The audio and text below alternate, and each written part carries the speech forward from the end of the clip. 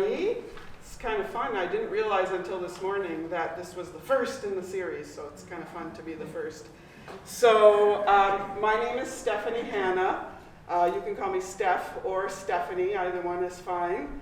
And I am actually, since last Friday, the community program manager at WisCorps. And I will explain a little bit more about that in a little bit. So what I thought I would do this morning is tell you about WisCorps and what we do. And of course, part of what we do is environmental education. And we do have some animal friends, like Heather said, that help us with that. So after talking a little bit about WisCorps and what we do, I was thinking I would have one of my AmeriCorps environmental education assistants bring some of our creatures into this room. Some of you were maybe wandering around a little bit before. You might have seen the other room where they are. That's the discovery room. We have most of them in one area because temperature is an important factor in keeping these animals, and most of them are amphibians or reptiles, and they need to be warm. So that's why they're mostly all in that space. So this is the Myrick Park Center. You are in Myrick Park. And before I go any further, I would like to acknowledge that WisCorps and the Myrick Park Center occupy the stolen lands of the Ho-Chunk, Dakota, and Menominee people. We honor the people who care for the land, past, present, and future. And as we recognize that shared history and this connection, please join us as we learn to better care for each other and the land. And that's what we do here. WisCorps stands for Wisconsin Youth Conservation Corps. By the way, if you have any questions as I'm going through this, please feel free to go ahead and ask. And is everybody able to hear me okay? Okay. I am a teacher by profession, so I should be able to talk loud enough, but if I don't, please just remind me to speak up. Basically, like I said, WisCorps stands for the Wisconsin Youth Conservation Corps. And I'll talk a little bit about our mission and overview and a little bit about our history. And WisCorps is all about conservation, education, and community. That's what we are trying to do in this space. And I'll talk to you, of course, about how you can help if you are so inclined. And the first thing I can tell you, too, just so you know, this building is owned by the City of La Crosse, Park and Rec Department. And we rent it from the City of La Crosse. We just completed the process for a 20-year lease. So WisCorps will be in this building for the next 20 years. And the city, part of the agreement with the city, they allow us to use the space, of course, to do programs like this, and to rent out the space for retreats, conferences, weddings. We have a lot of weddings happening here. And different groups and different organizations. And the revenue, the city allows us to keep the revenue from those rentals and use it to support our other programs. So our mission is to, can you see those slides okay? No. Yeah, I think I need to. I was thinking, geez, it's so nice out. We need to have at least one blind open. But yeah, we can't really see those. Is that better? Oh, yeah. Okay, and now I moved it too. So let me. Okay, better? Yes. Yes. So our mission is to develop leadership, self-confidence, and a strong work ethic in youth and young adults through the active stewardship of Wisconsin's communities and natural resources. So this is a photo of one of our crews. And so that's the Conservation Corps program of WisCorps. Young people are hired. There's usually an assistant, and we train them. There's an assistant crew leader and a crew leader. And if you're in one of those crews, there's about 4 to 6 of you, depending on what project you're going to be working on. and you live and work together and do the project. Some projects happen in the Midwest, mostly Michigan, Indiana, Iowa, and I think I'm missing something. I'm missing some, but so some of the projects happen in the Midwest. Here's a crew, and they built this arbor in one of the national parks. So the sponsors of projects, the people who hire these crews, are often, it could be a city park and rec department, it could be a public land somewhere, maybe it's a state park, a national park, maybe it's not usually a private owner, but sometimes it can be.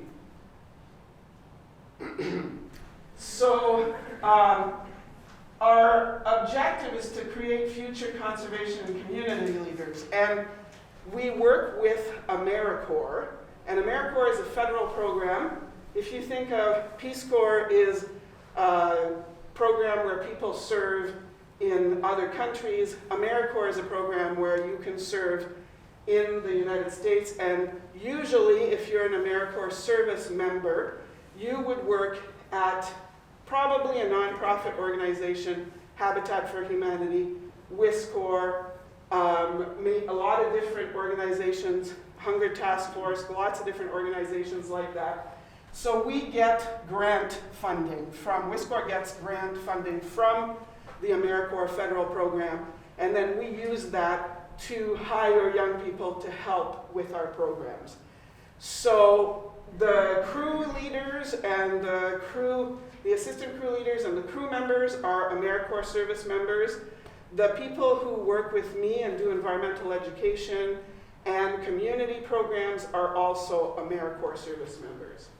And the idea, especially the ones that work with me, the idea is to mentor them and to help them learn to be an environmental educator and to hopefully be able to find a job in that field in the future.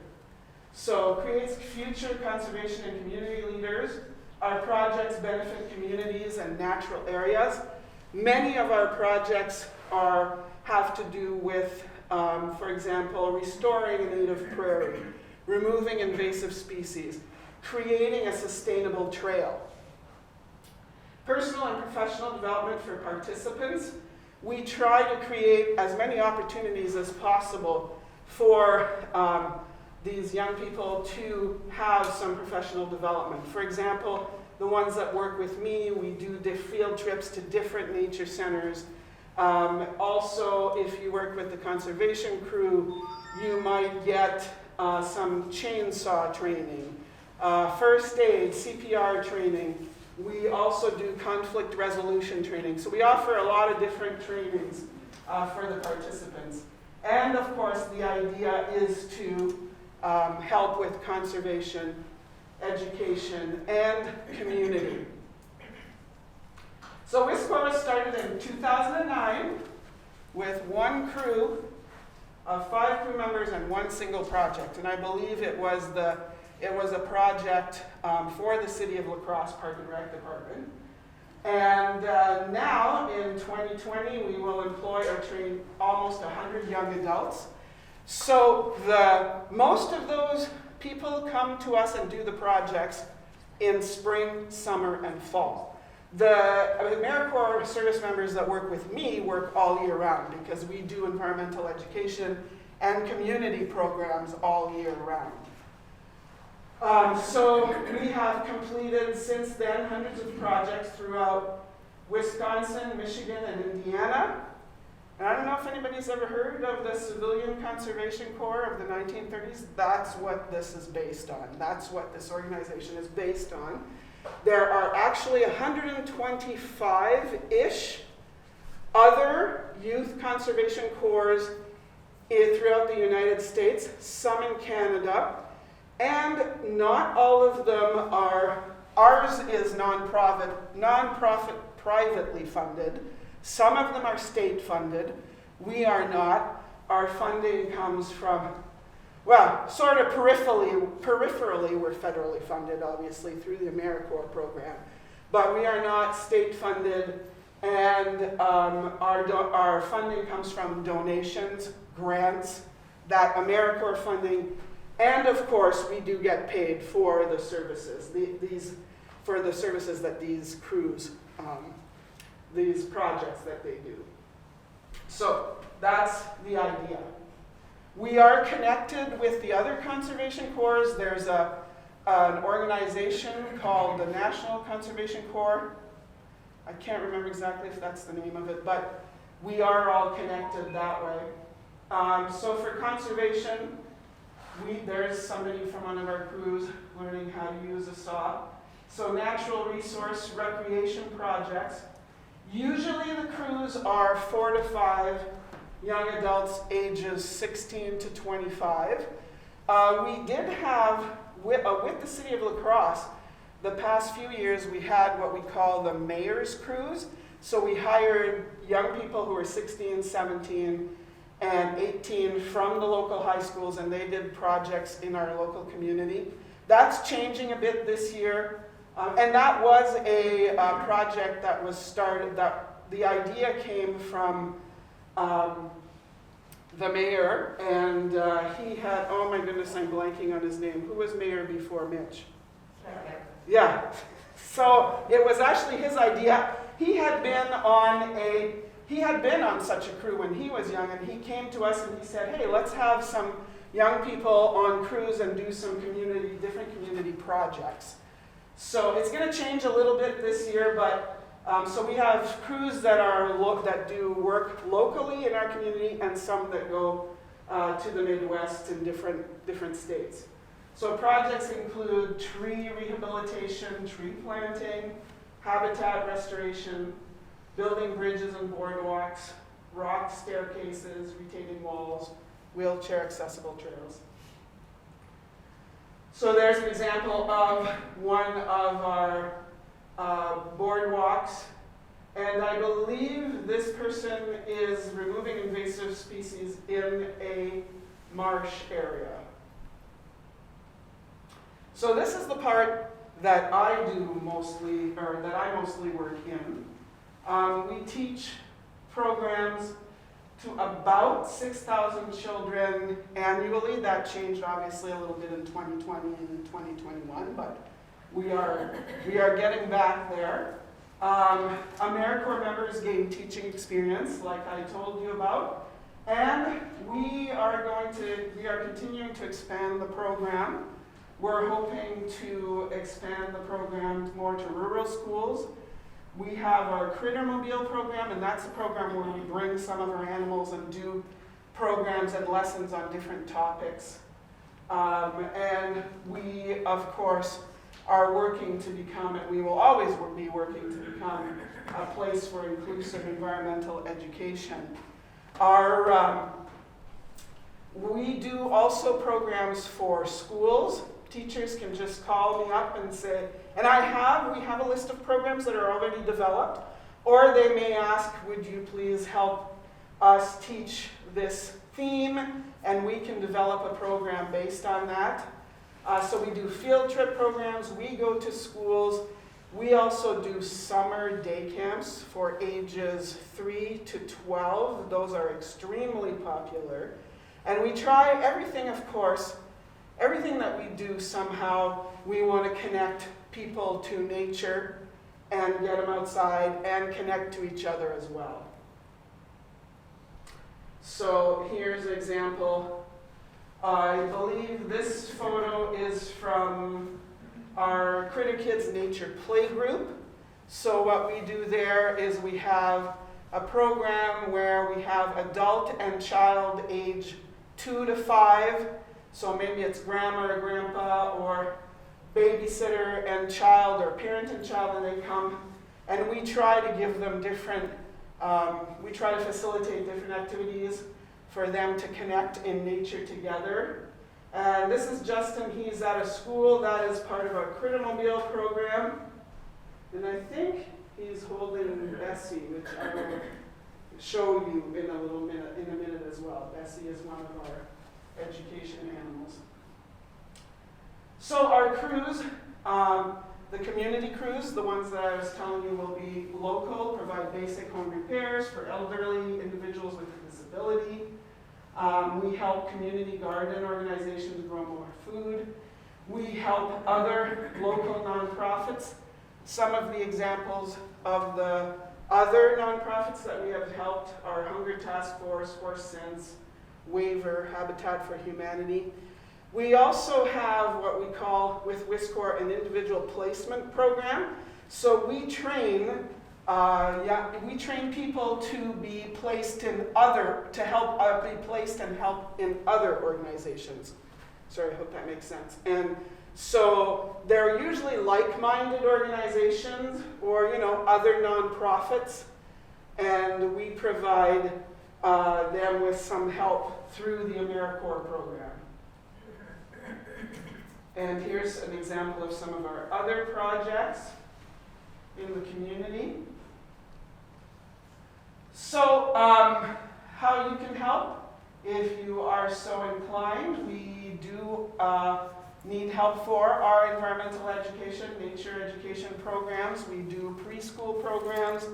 We do no school day nature programs. For example, this Friday, there's no school for the La Crosse School District, so we have a program where we offer, parents can sign up their child and bring them here all day, and we do all kinds of activities related to nature. And also we do most of our school programs based on STEM or STEAM, science, technology, engineering, art, math, and music. So, and we do have some special events. We do sometimes have volunteer days where you can help us with our facility. If you're interested, to sign up for our newsletter. It's called The Dirt. And I know I like that too. And you, of course, donating, and you can do that on the website, and you can follow us on social media. So that's me, and there's my email and my phone number. Anybody have any questions? Are you ready to meet some of my animal friends? Okay. I see that, yeah, Kyle brought them already here. So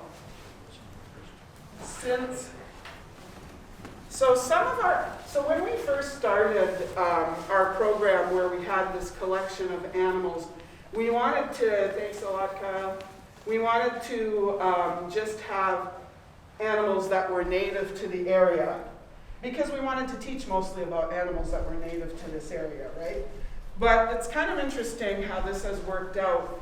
We have, our collection has grown, and our collection, of course, now is not just the animals native to this area, because for example, we had some friends, some volunteers, one volunteer, for example, had, and we can't take every animal, but we try to do our best to help rehome them. If it's not here, we try and help somewhere else. But I mean, that's not what we do, but we can help.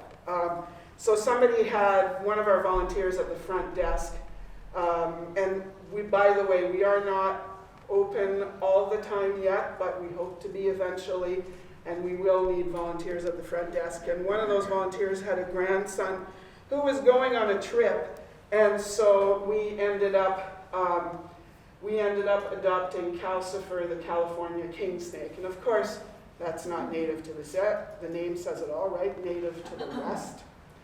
And since we're on the topic of the California king snake, anybody have an idea why would it be called a king snake?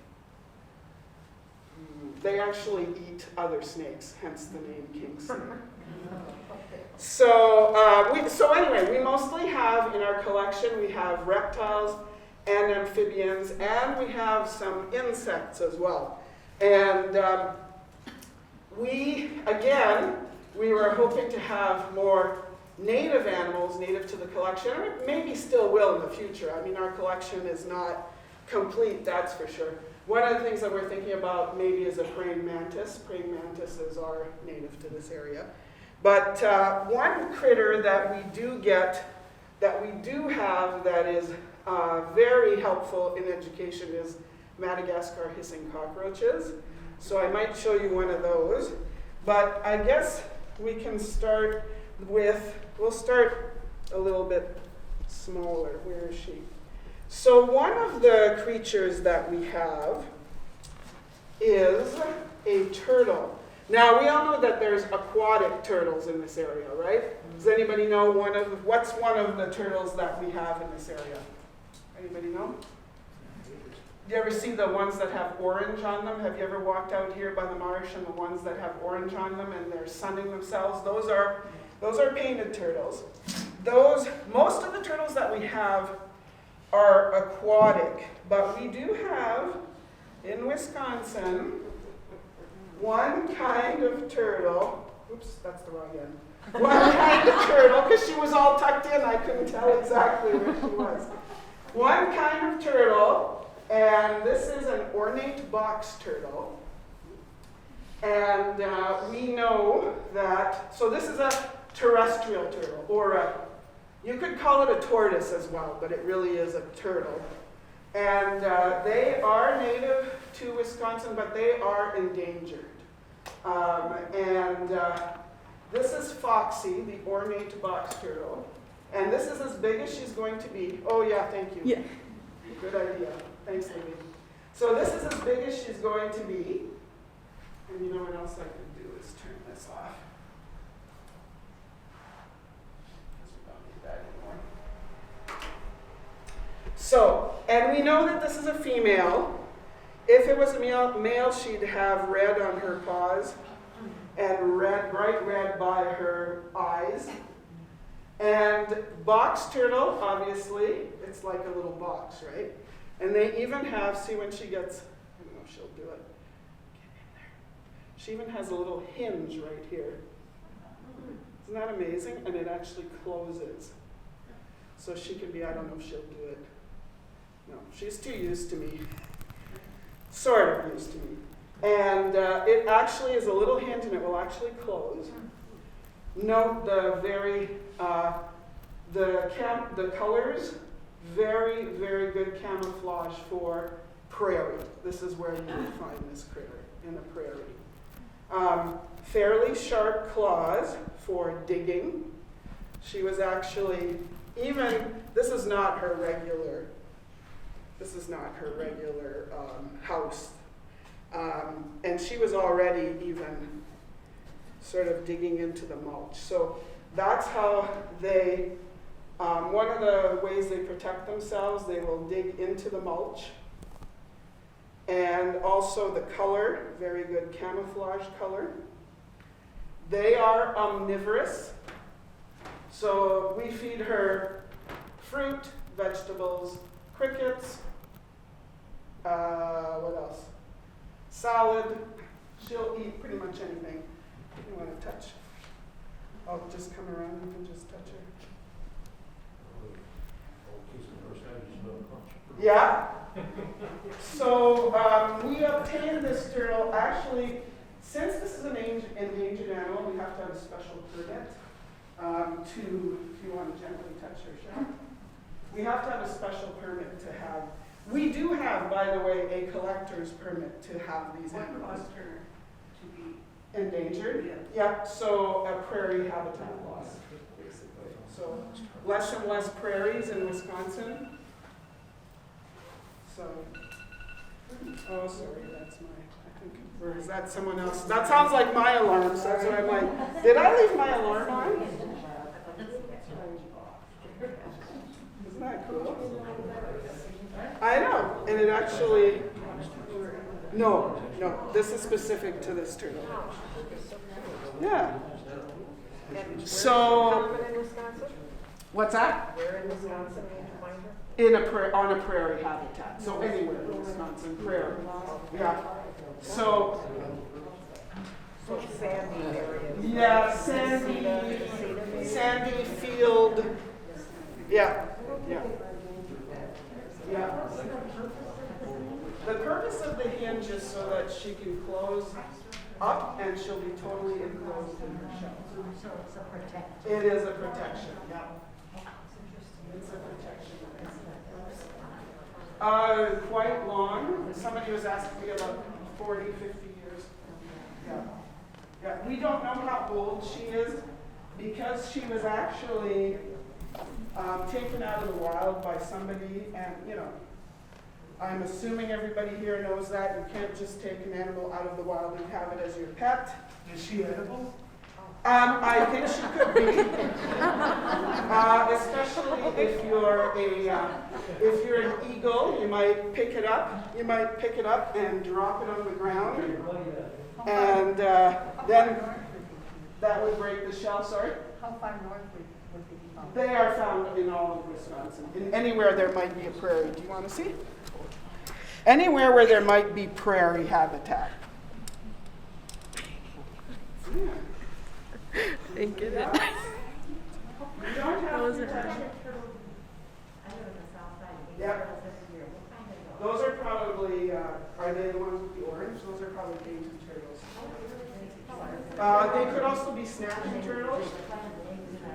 Yeah, those are probably, it's either snapping turtles or painted turtles. No, not everybody. Do they carry the things like salmon? No, they do not. That is a good question. Yes, thank you for asking me that. No, they do not carry the possible diseases that aquatic turtles do. Any other questions about Foxy? These animals have names that come from kids. I don't know.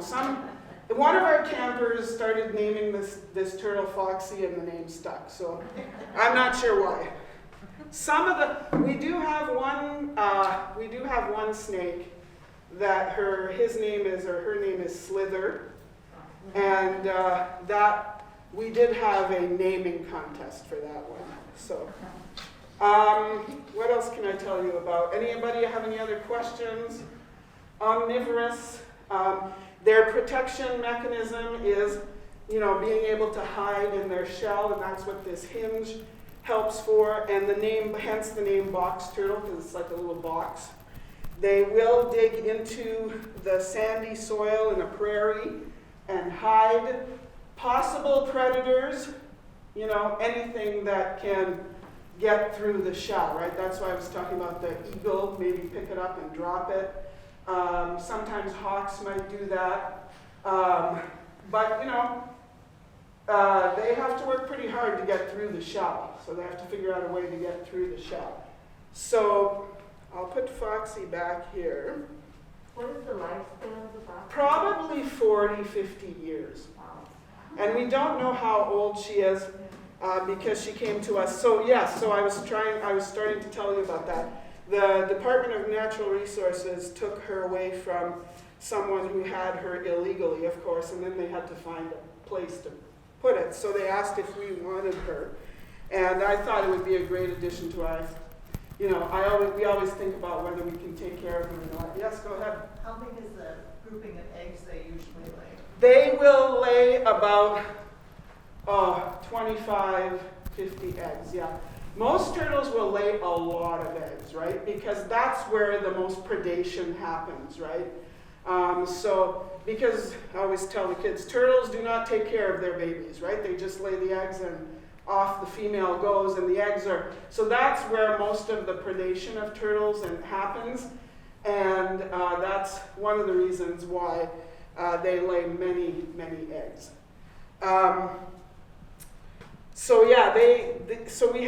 We said we would take her, and we have to have a different permit for this animal. Because it's endangered in the state of Wisconsin, we have an extra level of permitting. There is a fee that we have to pay to be able to have this animal in our collection. Any other questions about? How do they decide they're endangered? It's based on studies that biologists do. Okay. So, based on, and most of the time, the way they do it is they randomly select different sites throughout the state, and they will do studies based on the site, and then they can extrapolate whatever they find in one site to the rest of the. So they have an approximate how many they think are around?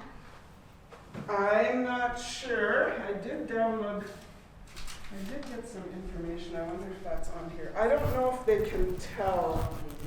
Yeah, so they prefer prairies, sand prairies. They are both federal, oh yeah, they are both state and federally endangered.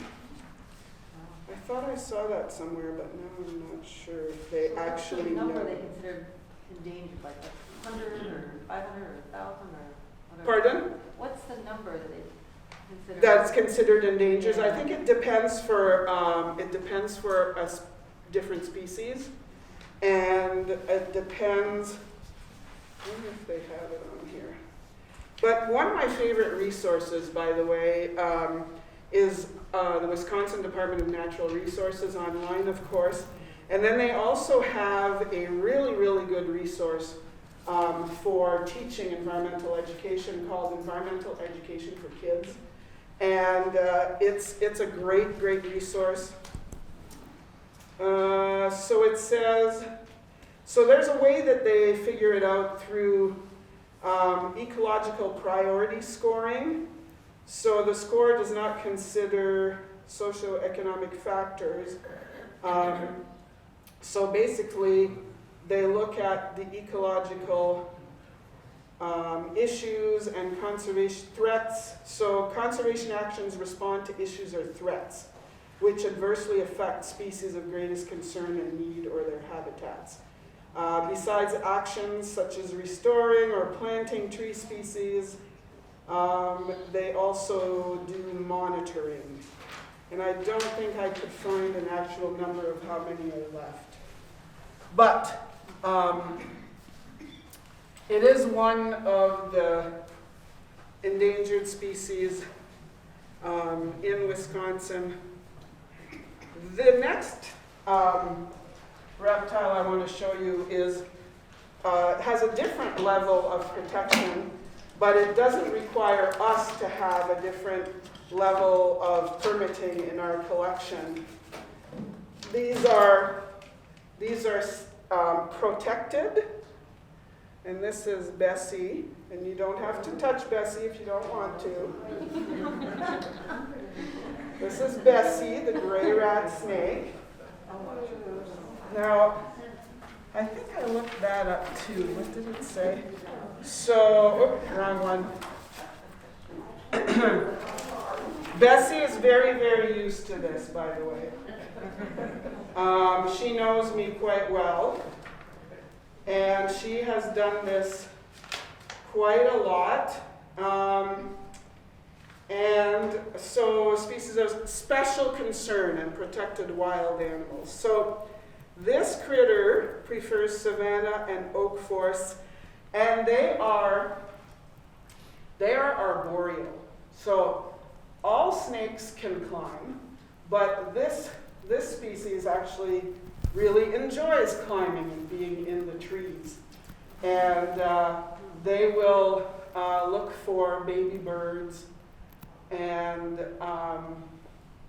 basically that's what they will look for when they're up there, to eat baby birds. But they will also eat, as the name suggests, rats and rodents. I know we sometimes are not, how shall I say, we're not sure about snakes, and but know that snakes do help control the rodent population a lot. If we did not have snakes, we would have a lot more rodents around. So Bessie, she's about 20-ish, or is it more? 15 to 20 years old. Again, we're not sure how old some of these critters are, because we're not sure how old they were when they came into our collection. But again, and you can also imagine that these, oh, she's right into my face. You can also imagine that these animals are very well taken care of with us. So they will live longer than out in nature. We actually have an animal specialist that helps us clean the aquariums. He is the one who feeds the snakes for us. How many times a week do you think a snake needs to eat? We only feed her once.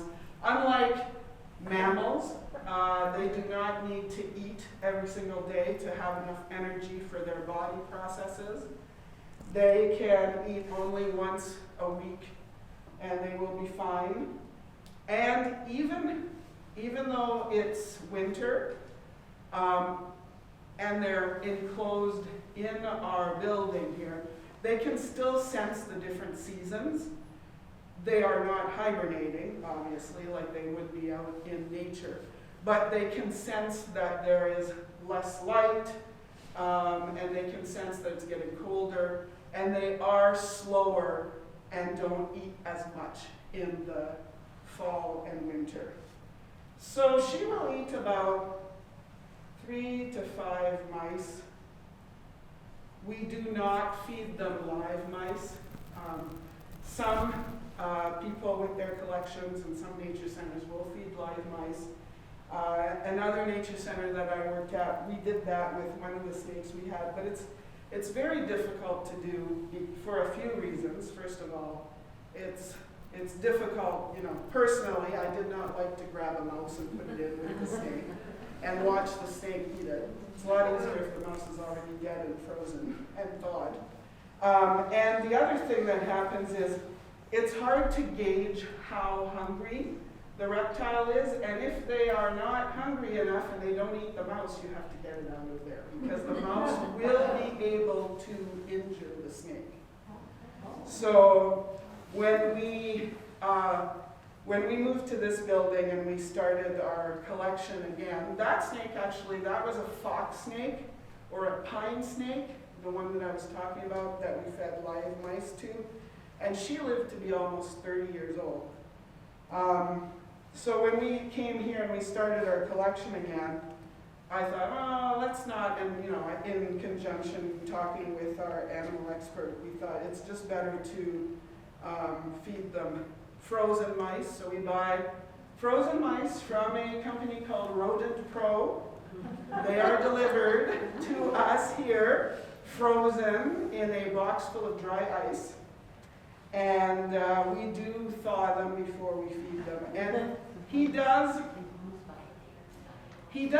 one of the things our animal expert, and we all feel it's important to do is, obviously these animals are captive. We like to try and figure out a way to do some enrichment with them, right? Or stimulate them a little bit. And one of the things you can do, and that's kind of part of the reason why I don't do the feeding. One of the things you can do is, have the mouse. So what he does is he dangles the mouse. By the way, if you're ever interested in seeing that, Wednesday mornings between 9 and noon, we have our animal expert here, and he does feed them at that time, and people come in and have a look. But basically, he dangles the mouse and tries to get them to think that they're, chasing it or trying to get it.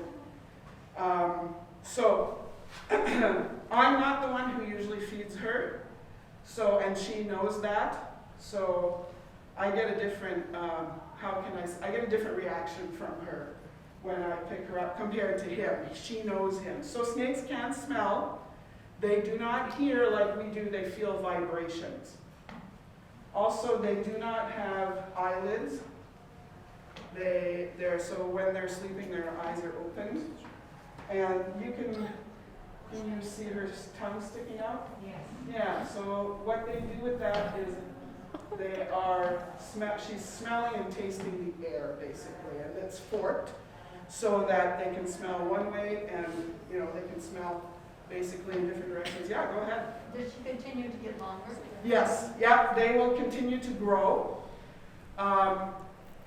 Reptiles grow according to their environment. So if they have the right environment, they're kept in a warm enough environment with the correct temperatures, they will continue to grow. Oops. And of course, reptiles shed, so their new skin comes in underneath. and the old skin sheds, and usually the shed comes out in one big piece. If the animal is very healthy and hydrated enough, the shed will come off in one big piece. So I should have had someone bring one of those in. But so, think of when you roll off your glove or roll off your sock, so it just comes off in one big piece. And Where did you get her from? we got her, so they're native to western Wisconsin, and I can't remember where he collected her from. Somewhere in western Wisconsin. I can't be more specific than that, sorry. But we did get her from Wisconsin. What else can I tell you? Anybody have any other questions? I have a picture that I took about 5-6 years ago, and she was half this size. So she has grown quite a bit. Notice the different color. And I'll come around, and if you want to touch her, you can. If you don't, that's okay too. The scales feel a little bit different underneath compared to on top. And the reason is these scales are modified for movement. So if you can just think, no hands or legs, right? So it's one big spinal cord and one big long vertebrae with a lot of muscles, and that's how they move. And I don't know if you've ever seen a snake move. They can actually move quite quickly. Yes, and if you want to touch the top and the bottom, you'll see how the scales are different. They're much rougher. Yeah, they're much rougher on top than on the bottom. Steph, how many poisonous snakes are there in Wisconsin? There are 2 different kinds of poisonous snakes. Is that just a, I don't know. I think that's a garter snake. Okay, I saw it on a tree. Yep. Yes. At level. Yep. That's the thing. We don't think that snakes can climb, but they can actually climb. I think that's a garter snake. There's some that have yellow and some that have blue on them. And yeah. Poisonous snakes? Oh, thank you, sir. 2 different kinds, eastern timber and the Madagascar. And those are venomous snakes. So what they do to find their prey, they have heat sensing organ. And that's how they find their prey. And of course they have the fangs that inject venom. I thought the rattlesnake was poisonous too. Yeah, the eastern timber rattlesnake. Yeah. I've seen those too. They're both rattlesnake species, the eastern timber rattlesnake and the Madagascar. And yep. Rattlesnakes are a lot more docile than people think they are. Sometimes we think they're going to be chasing us, but really, they really want to just find their food and do their thing. There are some snakes, the fox snake will imitate one of the defense mechanisms is that they will move their tail against something and make a noise imitating a rattle. But so my point is that you may have thought you heard or saw a rattlesnake, but it could have been a fox snake. And often the fox snake the pattern of the fox snake is mistaken for the pattern of the eastern timber rattlesnake. The Madagascar rattlesnake is found in wetland areas, and it is also endangered. The eastern timber rattlesnake is endangered. You may have encountered one here in Hickson Forest if you've ever been out walking in Hickson Forest. Look at that, she's just kind of hanging out. Any other questions about other snakes? There's a really, really good resource again, from the Department of Natural Resources, I'm quite sure many of these resources are free, and you can go online, and there's one book about snakes, all the different types of snakes in Wisconsin. There's one about turtles. There's one about amphibians. I don't know if any of you have ever heard of Al Sheldon. He is a local photographer. He's from the Trempealeau area. His photographs are used for field guides, especially reptile, amphibian field guides. And she's moving around in there. She's like, this isn't my regular space.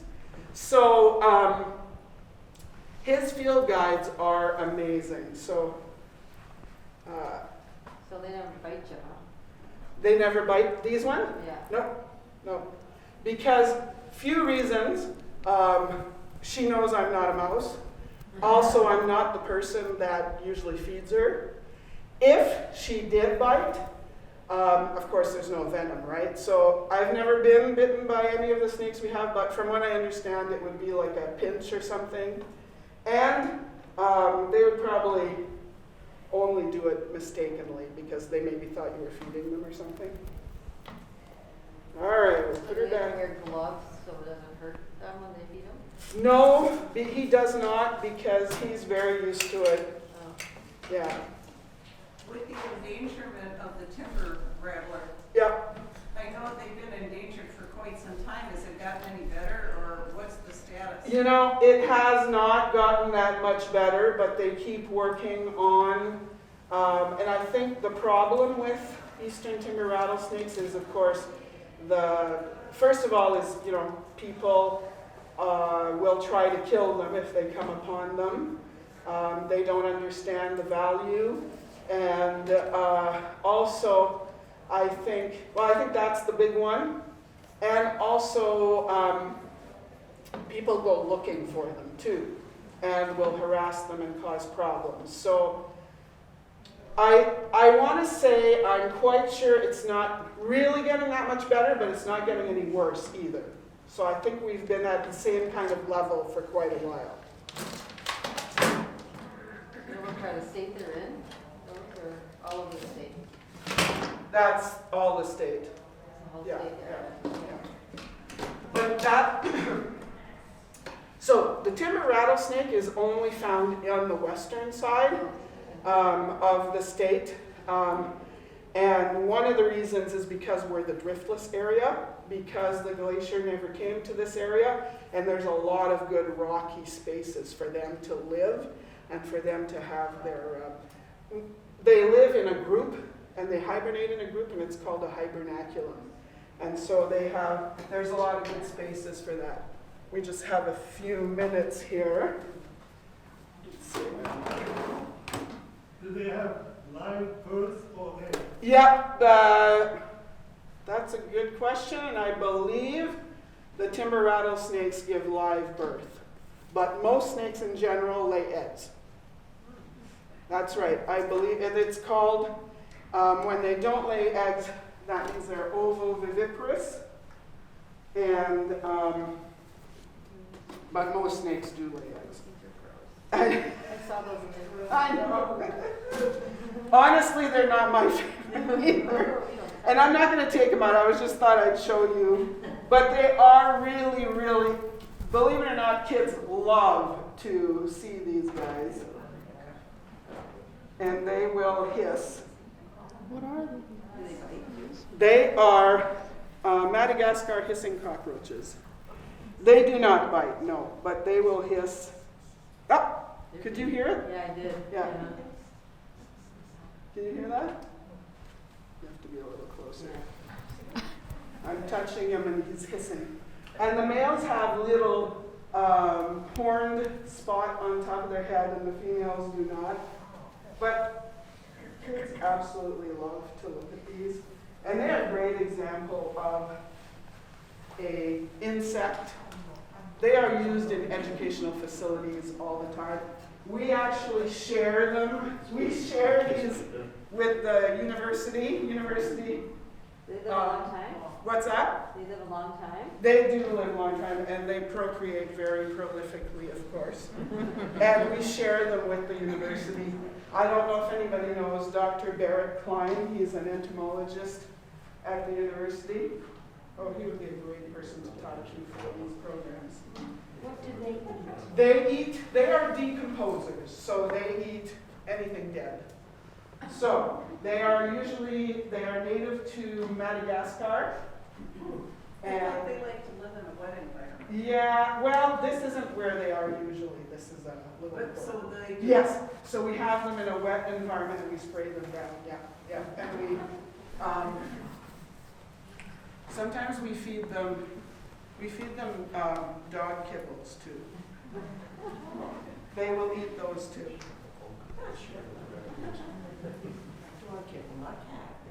Yes, I know. Yeah. Oh, did you hear that? They were hissing. See it make a sound? So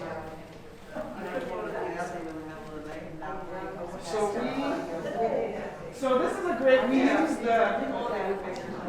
the cockroaches as an example of an insect, obviously, when we're doing programs about insects. And we also, Do they go well with the season? well, actually, you know what? I am on Facebook with I don't know if anyone's ever heard of Joseph Yoon, Y-O-O-N. He is an entomologist, and he studies insects, and he is studying how we could use insects to help feed people. No, they are usually. Yeah. And so I just saw on his Facebook page he had a bowl of fried up Madagascar hissing cockroaches. And it says at the bottom, what do you think of when you see this? And I thought, all I could think was crunchy, right? Because insects have an exoskeleton. So I always tell kids that their insect skeleton is kind of on the outside instead of on the inside like ours. And so that's why if you accidentally squish an insect, you might hear that crunching sound, because the exoskeleton is their skeleton that's around the outside. Anybody have any other questions or any other thoughts? Well, thank you. Yeah. Are those, do they live in America? No, they do not. Okay. The cockroaches we have here are a lot smaller. I mean, I know, like, we've got snakes and Yeah. that are not native either, but Yeah. I was just wondering. No, these are native to Madagascar. Yeah. And they don't establish here for some No, reason. no. They would not be able to survive actually. It's too That's cold. good to know. So yes, don't worry. Not that we've done this and not that we would. If they accidentally get loose, they won't survive. Not here, not in this weather. Anybody have any other questions? Yes. Yes. Do you have to keep water in there where they're caged pretty much all the time? Yeah, And the turtles as well as the Yes, snakes? yeah. Yeah. So we have a dish of water. Snakes will use their tongue to drink. Oh, okay. It's very cool to see, actually. And the turtle, we do have water in there too. For these insects, we do not have actually a bowl of water. And I don't know if you looked around in the discovery room. If you have time, please feel free. But we give them, it's a gel. We give them water in the form of a gel. So it's a blue or orange gel. And there's some chemicals in there that make it a gel. Because if you just have water, they'll fall in and drown. So when you give insects water, it's better to use the gel. Yeah. Please come. We do between 9 and noon on Wednesdays if you would like to see any animals be fed. We have our animal expert is here. It's not a formal program. It's just drop in if you want to talk to him and or one of us and see the animals. come back and visit us sometime. Let me know if you have any questions. I've done this kind of work for a long time. I know a lot of people, and I have a lot of access to a lot of resources. With your youth, if you've got the school year, is it part of their curriculum to do some of this kind of thing? It is, yeah. With the lacrosse schools, it is. So we have a special partnership with the lacrosse schools because, of course, we're in the city of La Crosse. And some of the teachers will visit us 1 to 3 times a year. Depends on the year. And by the way, I'm seeing Terry here. Terry is one of our volunteers. And if anybody wants to volunteer, we love having volunteers help us with our summer day camps and our preschool camps and school programs. So if anybody's interested, but yes, it is part of the curriculum. We have an arrangement with the city of La Crosse that any of the classes can come and visit, and we charge them $5. Our fee is $5 a child, and that's an arrangement that I'm not talking about that part, I'm talking about the ones that you actually hire. Mhm. So, if, you got them all year long. Yeah. They must be able to leave school for this Oh, program? or- yes.